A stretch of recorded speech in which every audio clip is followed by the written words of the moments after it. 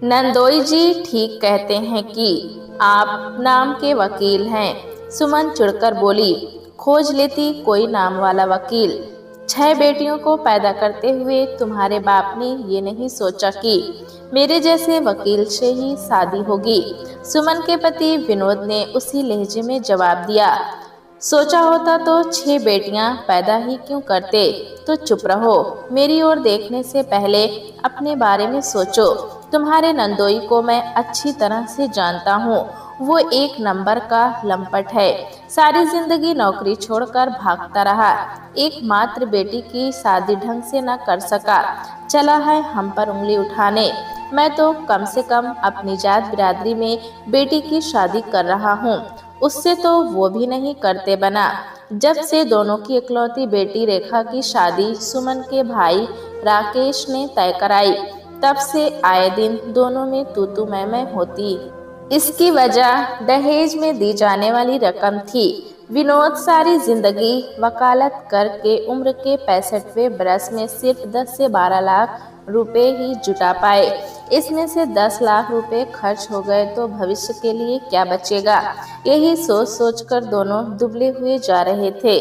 विनोद को ये आशंका सता रही थी कि अब वे कितने दिन वकालत कर पाएंगे। 2 से 4 साल तक और खींचतान कर कचहरी जा सकेंगे। उसके बाद पुत्र कोई है नहीं जो बुढ़ापे में दोनों का सहारा बने। रही सही इकलौती संतान बेटी थी जो एक प्राइवेट संस्थान में नौकरी करती थी। कल वो भी विदा होकर चली जाएगी, तब क्या होगा? उनकी देखभाल कौन करेगा? घर खर्च कैसे चलेगा? दहेज में दिया जाने वाला एक एक पैसा विनोद पर भारी पड़ रहा था। जब जब बैंक से रुपया निकालने जाते तब तब उन्हें लगता अपने खून का एक अंश बेच कर आ रहे हैं।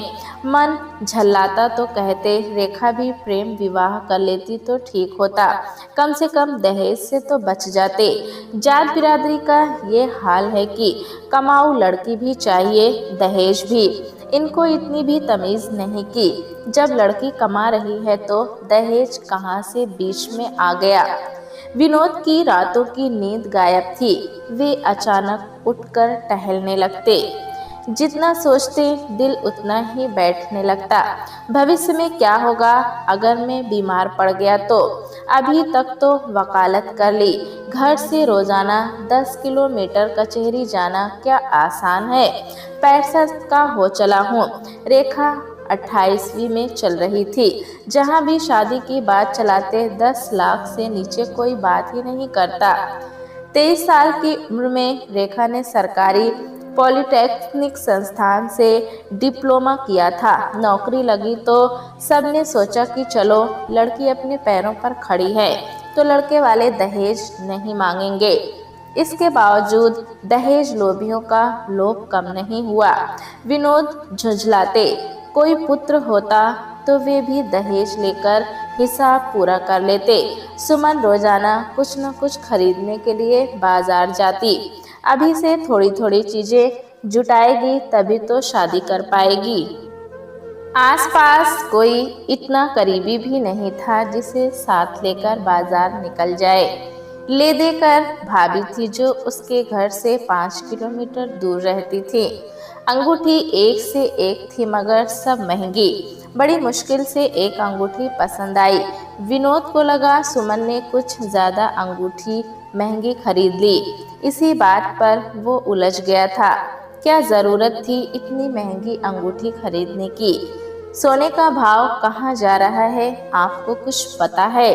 सबसे सस्ती ली है, सब ढकोसला है।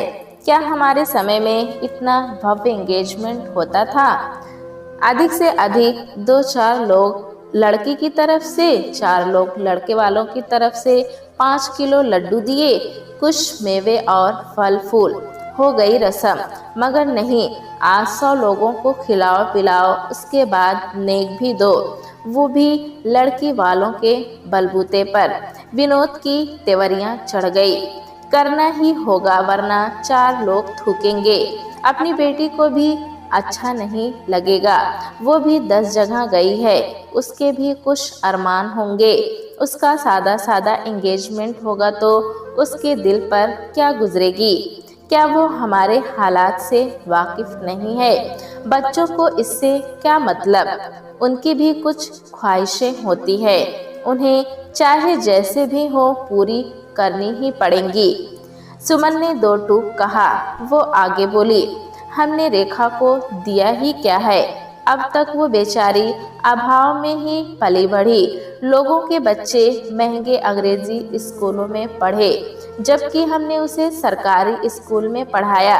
ना ढंग से कपड़ा दिया, ना ही खाना, सिर्फ बचाते ही रहे ताकि उसकी शादी अच्छे से कर सके। वो भावुक हो गई। विनोद का भी जी भर आया। अचानक उनके सोचने की दिशा बदल गई। रेखा ही उनके घर रौनक थी। जब वो विदा होकर चली जाएगी, तब वे दोनों अकेले घर में क्या करेंगे? कैसे समय कटेगा? सोचकर उनकी आंखें पनीली हो गई। सुमन की नजरों से उनके जज्बात छिप ना सके। वो बोली, क्या आप भी वही सोच रहे हैं जो मैं? अपने मन में उमड़ते भावों के ज्वार को छिपाते हुए वे बोले, मैं समझा नहीं, बनते क्यों हैं? आपकी यही आदत मुझे पसंद नहीं। तुम्हें तो मैं हमेशा नापसंद रहा। गलत क्या है? आपसे शादी करके मुझे कौन सा सुख मिला? आधा अधूरा आपके पिता का बनवाया ये मकान, उस पर आपके पेशे की थोड़ी सी कमाई। भूखों तो नहीं मरने दिया। मन का भोजन न मिले तो समझो भूखे ही रहे। राशन की दुकान सभी ने छोड़ दी। कौन जाए पूरा दिन खराब करने?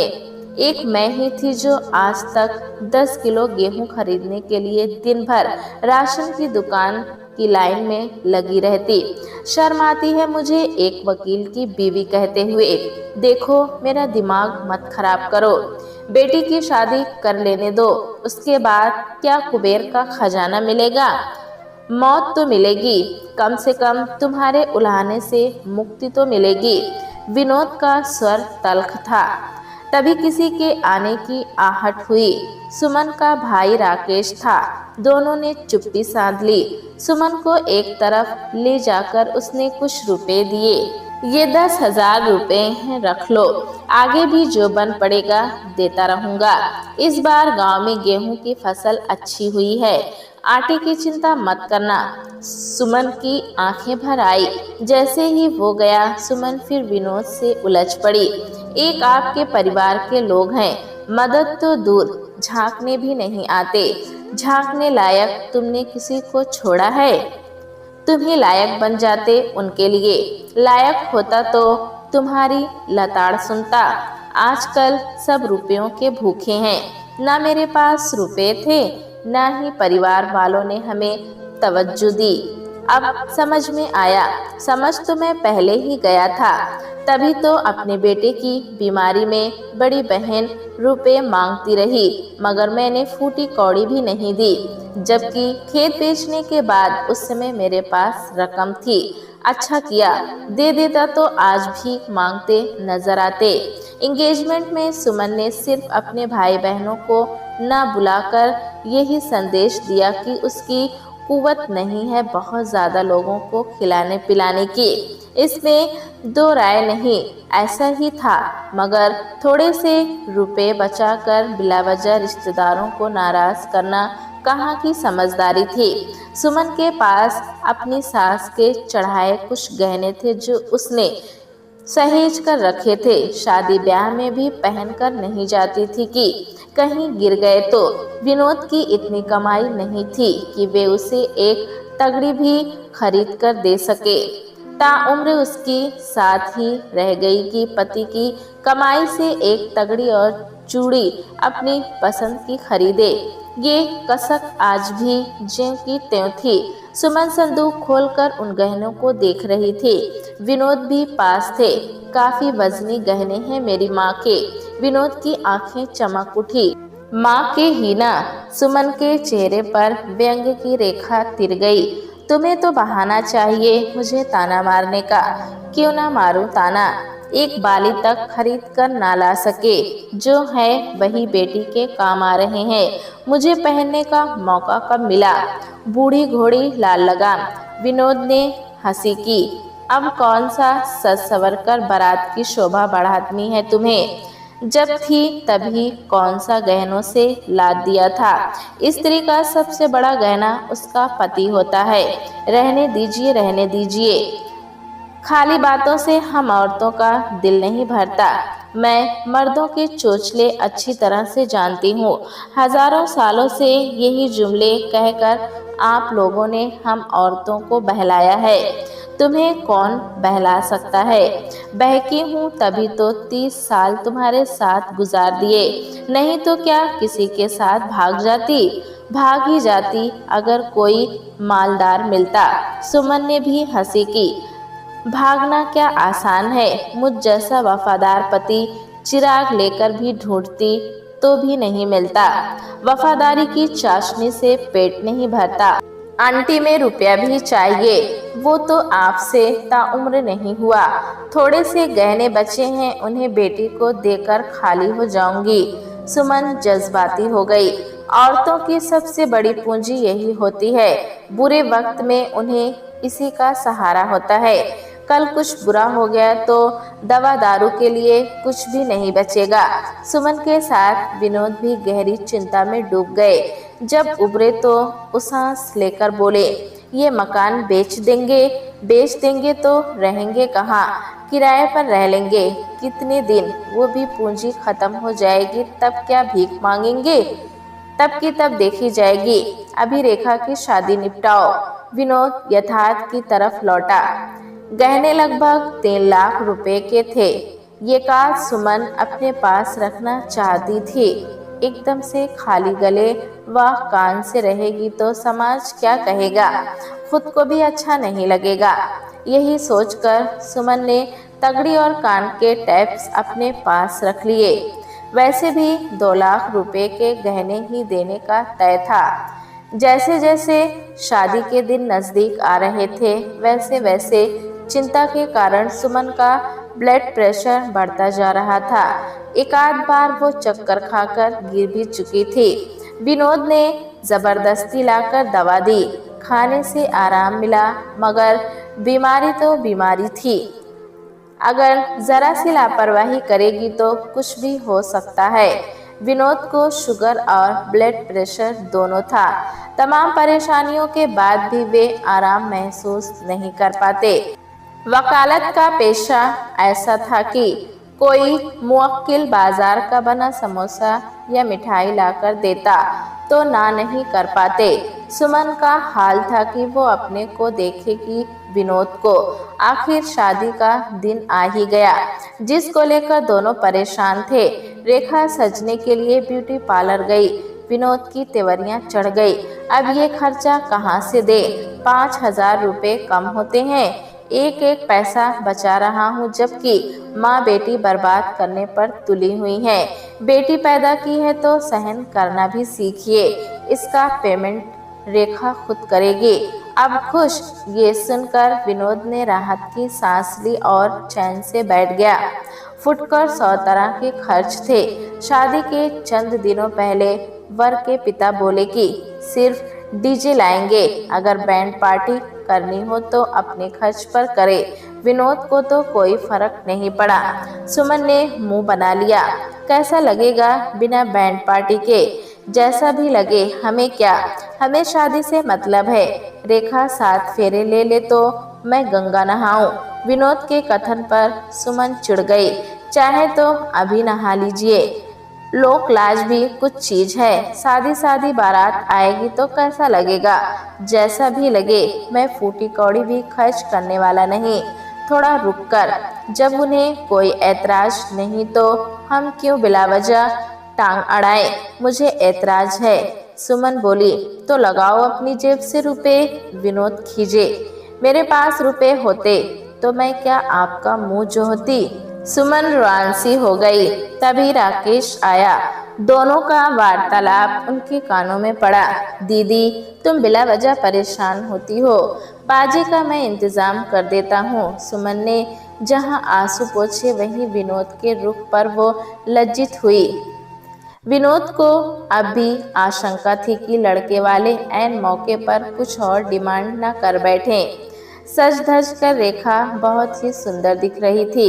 विनोद और सुमन की आंखें भर आई। भला किस पिता को अपनी बेटी से लगाव नहीं रहेगा। विनोद को आज इस बात की कसक थी कि काश उसकी अच्छी कमाई होती तो निश्चय ही रेखा की बेहतर परवरिश करता।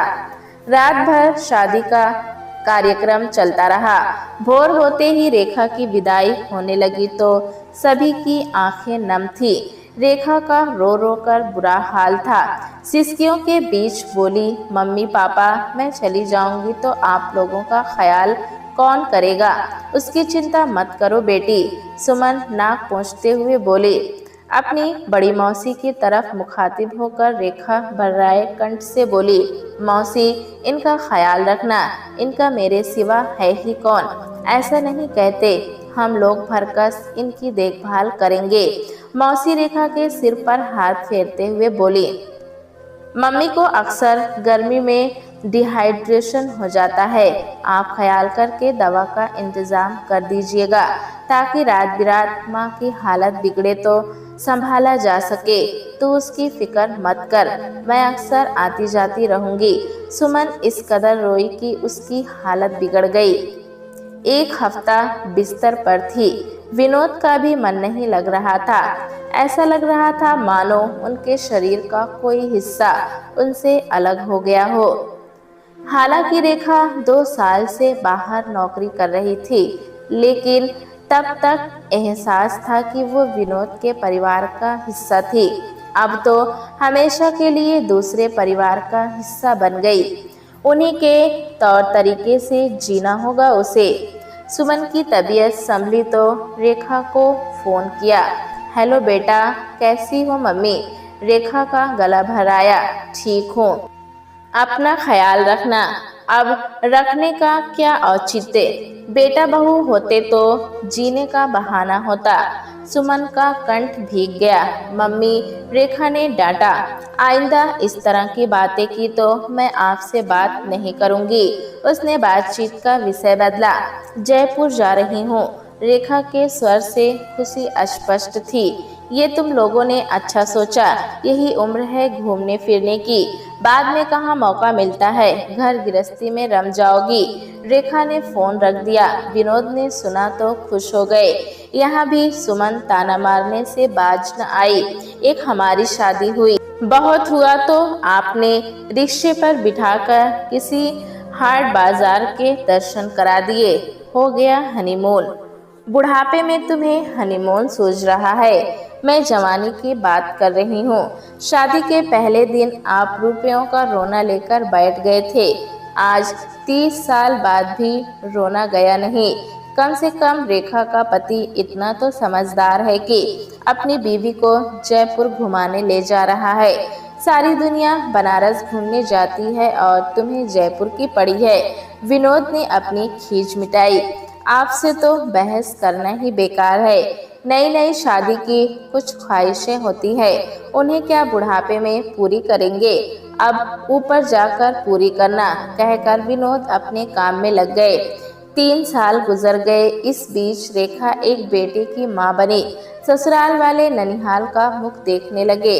सुमन ने अपने हाथों की एक जोड़ी चूड़ी बेचकर अपने नाती के लिए सोने की पतली सी चैन, कपड़े और फल व मिठाइयों का प्रबंध किया। विनोद की हालत ऐसी नहीं थी कि वे इस सामान को ले जा सके। वजह उन्हें माइनर हार्ट का दौरा पड़ा था।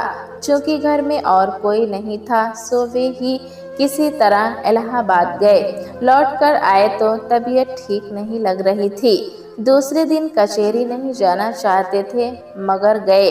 ना जाने का मतलब अपना नुकसान। एक दिन सुमन से कहने लगे, मेरा मन कचहरी जाने का नहीं करता। लोग कहते हैं कि वकील कभी रिटायर नहीं होता। क्यों नहीं होता? वो क्या हाड़ मांस का नहीं बना होता? शरीर उसका भी कमजोर होता है। ये क्यों नहीं कहते कि वकील रोज कचहरी नहीं जाएगा तो खाएगा क्या? सुमन को विनोद व खुद पर तरस आया। सरकारी नौकरी में लोग बड़े आराम से अच्छी तनख्वाह लेते हैं, उसके बाद आजन्म पेंशन का लुत्फ उठाकर जिंदगी का सुख भोगते हैं। यहाँ तो ना जवानी का सुख मिला ना ही बुढ़ापे का। मरते दम तक कोल्हू के बैल की तरह जुटो। काले कोट की लाज ढांपने में ही जीवन अभाव में गुजर जाता है। एक रात विनोद के सीने में दर्द उभरा। सुमन घबरा गई। पास पड़ोस के लोगों को बुलाया मगर कोई भी नहीं आया। भाई को फोन लगाया, वो भागा भागा आया। उन्हें पास के निजी अस्पताल में ले जाया गया। वहां डॉक्टरों ने कुछ दवाएं दी। विनोद की हालत सुधर गई। अगले दिन डॉक्टर ने सुमन से कहा कि वे इन्हें तत्काल दिल्ली ले जाएं। सुमन के माथे पर चिंता की लकीरें खिंच गई। डॉक्टर बोले, इनके तीनों वेल्व जाम हो चुके हैं। अति शीघ्र बाईपास सर्जरी न की गई तो जान जा सकती है। सुमन की आंखों के सामने अंधेरा छाने लगा। बाईपास सर्जरी का मतलब 3 से 4 लाख रुपयों का खर्चा। अचानक इतना रुपया आएगा कहाँ से? ले देकर 1-1.5 लाख रुपया होगा। इतने गहने भी नहीं बचे थे कि उन्हें बेचकर विनोद की जान बचाई जा सके। मकान बेचने का ख्याल आया तो जो तत्काल संभव नहीं था। ऐसे समय सुमन अपने आप को नितांत अकेला महसूस करने लगी। उसके मन में बुरे बुरे ख्याल आने लगे। अगर विनोद को कुछ हो गया तब वो भय से सिहर गई। अकेली जिंदगी किसके भरोसे काटेगी? क्या बेटी के पास जाकर रहेगी? लोग क्या कहेंगे? सुमन जितना सोचती दिल उतना ही बैठता। उसकी आंखों में आंसू आ गए। भाई राकेश की नज़र पड़ी तो वो उसके करीब आया। घबराओ मत, सब ठीक हो जाएगा। 1 लाख रुपए की मदद मैं कर दूंगा। सुमन को थोड़ी राहत मिली। तभी रेखा का फोन आया।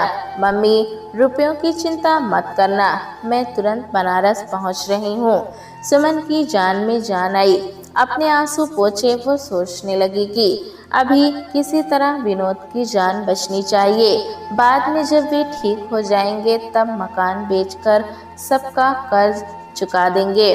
विनोद को प्लेन से दिल्ली ले जाया गया मगर इलाज से पूर्व ही विनोद की सांसें थम गई। सुमन दहाड़ मार मार कर रोने लगी। वो बार बार यही रट लगाए हुए थी कि अब मैं किसके सहारे जीऊंगी। रेखा ने किसी तरह उन्हें संभाला। 13वीं खत्म होने के 1 महीने तक रेखा सुमन के पास ही रही। राकेश उसे अपने पास ले जाना चाहता था जबकि रेखा चाहती थी कि माँ उसके पास शेष जीवन गुजारे। सबसे बड़ी समस्या थी जीविकोपार्जन की। विनोद के जाने के बाद आमदनी का स्रोत खत्म हो गया था। कचेरी से 50,000 रुपये मिले थे। 50,000 के आसपास बीमा के। कुछ वकीलों ने सहयोग किया। सुमन ने काफ़ी सोच विचार कर दोनों से कहा, मैं यहीं रहकर कोई छोटी मोटी दुकान कर लूँगी। अकेली जान दाल रोटी चल जाएगी। मैं तुम लोगों पर बोझ नहीं बनना चाहती। कैसी बात कर रही हो मम्मी? रेखा नाराज हो गई। तुम्हारा बेटा नहीं है तो क्या, बेटी तो है। मैं तुम्हारा ख्याल रखूंगी। यहाँ रात बिरात आपकी तबीयत बिगड़ेगी तो कौन संभालेगा? मैं मर भी गई तो क्या फर्क पड़ेगा? मेरी जिम्मेदारी तुम थी जिसे मैंने निभा दिया। जब तक अकेले रह पाना संभव होगा रहूंगी, उसके बाद तुम लोग तो हो ही। सुमन के इनकार से दोनों को निराशा हुई। जैसी तुम्हारी मर्जी, मैं तुम्हारी रोजाना खबर लेता रहूंगा। तुम भी निसंकोच फोन करती रहना। मोबाइल के रिचार्ज की चिंता मत करना, मैं समय समय पर पैसे डलवाता रहूंगा। राकेश बोला। सब चले गए। घर अकेला हो गया। विनोद थे तो इंतजार था। अब तो जैसी सुबह वैसी रात। 3 कमरों में सुमन टहलती रहती। एक रोज अलमारी की सफाई करते हुए उसे एक खत मिला। खत को गौर से देखा तो लिखावट विनोद की थी। वो पढ़ने लगी, प्रिय सुमन, अब मुझसे काम नहीं होता। 70 साल की अवस्था हो गई है। रोजाना 10 से 12 किलोमीटर साइकिल चलाकर कचेरी जाना संभव नहीं। सोचता हूँ कि घर बैठ जाऊं पर घर खर्च कैसे चलेगा? इस सवाल से मेरी रूह कांप जाती। ब्लड प्रेशर और शुगर ने जीना मुहाल कर दिया है। सो अलग कभी कभी सोचता हूँ खुदकुशी कर लूँ, फिर तुम्हारा ख्याल आता है कि तुम अकेली कैसे रहोगी। क्यों ना हम दोनों एक साथ खुदकुशी कर ले। हो सकता है कि ये सब तुम्हें बचकाना लगे। जरा सोचो, कौन है जो हमारी देखभाल करेगा। एक बेटा भी तो नहीं है। क्या बेटी दामाद से सेवा करवाना उचित होगा। बेटी का तो चल जाएगा, मगर दामाद जी, वे भला हमें क्यों रखना चाहेंगे। मैं तुम्हें कोई राय नहीं देना चाहूँगा, क्योंकि हर आदमी को अपनी जिंदगी पर अधिकार है। हाँ, अगर मेरे करीब मौत आएगी तो मैं बचाव का प्रयास नहीं करूँगा। इसके लिए मुझे क्षमा करना। मैंने मकान तुम्हारे नाम कर दिया है। मकान बेचकर तुम इतनी रकम पा सकती हो कि शेष जिंदगी तुम बेटी दामाद के यहाँ आसानी से काट सको। तुम्हारा विनोद। खत पढ़कर सुमन की आंखें भीग गई। तो क्या उन्हें अपनी मौत का भान था। ये सवाल सुमन के मस्तिष्क में कौंधा।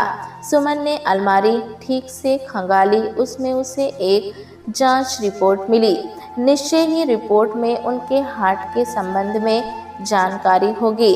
रिपोर्ट 6 माह पुरानी थी। इसका मतलब विनोद को अपनी बीमारी की गंभीरता का पहले से ही पता था। उन्होंने जानबूझकर इलाज नहीं करवाया। इलाज का मतलब लंबा खर्चा।